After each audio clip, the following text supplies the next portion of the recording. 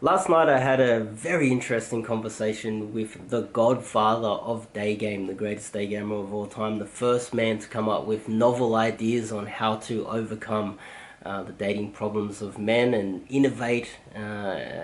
He was the greatest for a period there, and he's since quit. Paul Janka, the greatest day gamer of all time. So recently he has become married, and he's got a daughter now because that's the path that he has chosen, which is what the majority of men choose to do. And we had a little conversation last night, and I'm going to give you a bit of a summary of that conversation. This was a quote you gave in an interview that I read. You said, "She may look fit, sexy, and sophisticated, but after she's naked with mascara running down her face and she's trying to stuff her thighs into a pair of too small jeans at 2 a.m., you realize she's just another person trying to get by." I wrote that, yes. Yeah. So, and what exactly is offensive about that? I'm in that statement, I'm basically saying men and women are equal. We're all just trying to get by in this world, and don't, as a man who's trying to learn a little game, don't put a woman on a pedestal and think she's untouchable. Everyone has their own foibles, everyone has their own hang-ups, and I think a lot of men's insecurity is that they elevate the woman so much that they have fear of approach. Question from Dirk. Dirk's another huge fan. Why did you quit game? And I think this is a relevant question. Yeah, I'm interested to know how old Dirk is. I'm a believer that there's different phases in life. So when you're young and you live with your parents, that's one phase. And then maybe another phase is like you go off to university and your early career. And then maybe you hit your stride in your mid-20s mid-20s to mid-30s is like the you decade where you indulge in what you want to do. I had a good run, but I was ready for the next phase. I think if you spend too long doing one thing, you kind of become a prisoner of that, and you only live once, you start to sacrifice the next phase. About 35, most guys are shacked up with their wives, and maybe they're dead or they're working all the time. So you don't really have a brotherhood anymore. It's very fragmented. So if you're going to just run game on your own, it's a pretty lonely, sort of unproductive existence. We discussed quite a few golden topics actually, and kind of the end game as if there's a time limit. Like recently, I broke up with my girlfriend. I'm in my late 30s. I'm about to turn 40, and I chose not to get married and take another path. What do you think about that? Well, obviously it's a personal decision. Well, I mean, they each have pros and cons. Marriage is difficult to live with another person and inevitably going to disagree about stuff. I mean, most of the second half of life, in my opinion, is about family and children and all that stuff. So if you pass on that, it's a huge decision, and then you don't have that, which means, I mean, I guess the pros are that you have limitless freedom. The money you make is your own. You can sleep with whomever you want. And probably most importantly is that your time is your own. And you're not accountable to anyone really.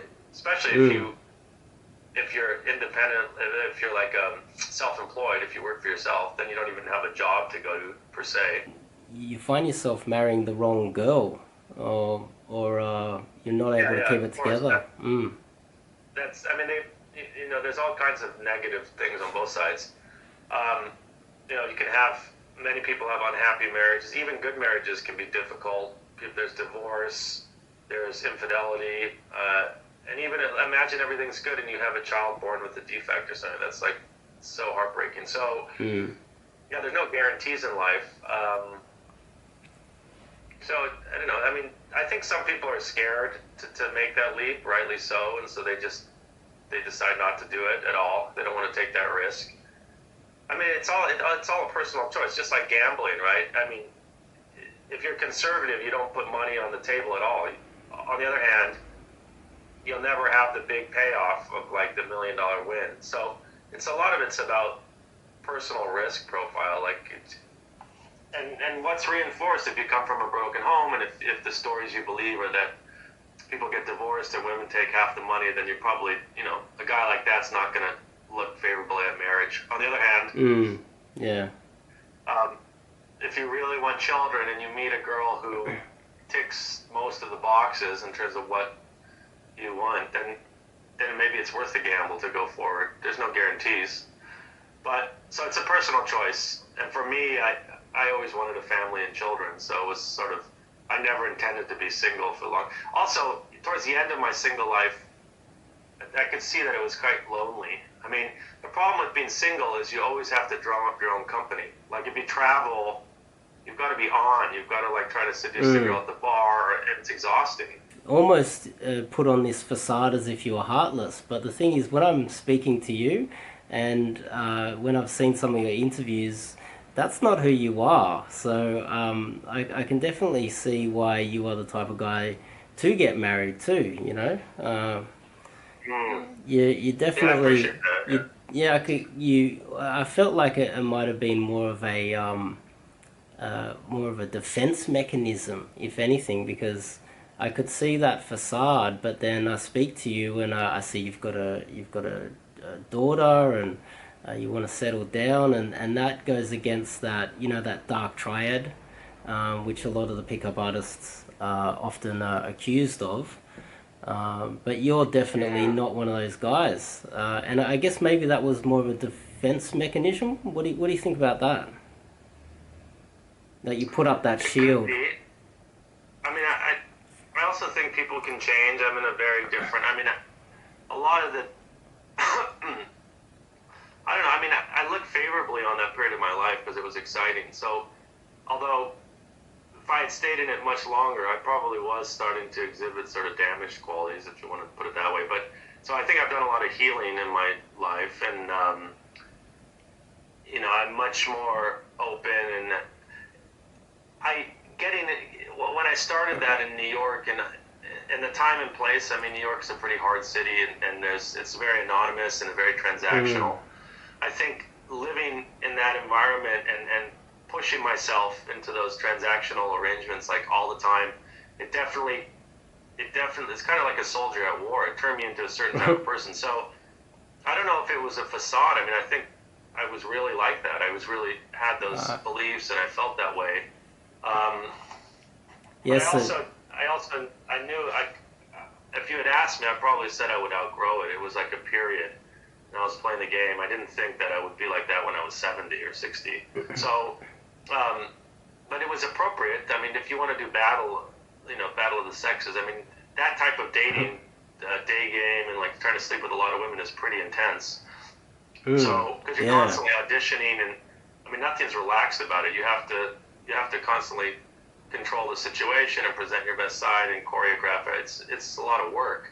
I think I was that person. It wasn't an act. I mean, I really was. But now, 10 years later, with the, having been married for a long time and having a child, or a relatively, I've only been married 5 years, but and having a child and cohabitating with one person and learning all those difficulties, I mean, my skill set is massively different today. And that's why I have that product, Playboy to Papa, because I think most guys, in particular, if they're very good single men, I think will struggle tremendously to become like functional partners, because it requires like a totally different set of skills.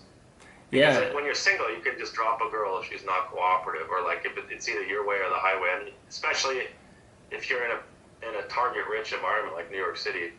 Whereas when you're in a committed relationship and you have a kid or whatever, you can't do that. It's too damaging to just walk away. I mean, some people, that's crazy though. You have to find a way to make things work. So you had to re-educate yourself in a way, because I guess when I look at your old products and how you would go about the numbers game, and you tried to make it as efficient as possible, like straight to your front door and like take it or leave it, in a way that I guess from someone on the outside that hasn't done as much game as I have, they would probably just see that as a little bit heartless. But what I was seeing was a defense mechanism that you built into your strategy so that you wouldn't become as bitter, if you know what I mean. Because I do see some guys get a little bit annoyed with flaky numbers and girls not necessarily coming around and doing what they like.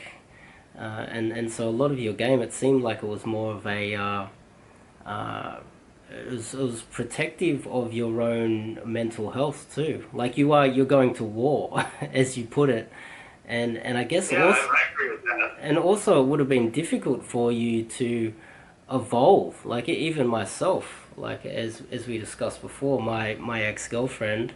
I hit a point where I realized if I get married now, I wouldn't have kicked those career goals that I'm still aiming for, and I feel like I would have regretted it for the rest of my life. So, Yeah, and also if you haven't achieved certain things and then you're forced to focus on a child or a marriage, it'll make you resentful. yeah, It'll make anyone resentful because you don't want to put in the attention there because you still haven't achieved what you want. For me, I got quite lucky overall in my life in terms of I had quite a bit of success in this business and money and stuff. So I did a lot of sort of my box ticking that I wanted to do with my fiance, with my dovetail. I still have ambitions.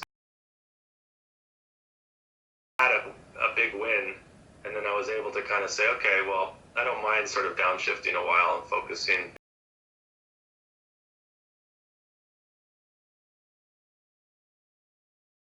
Trying to like build $1 million business, of course.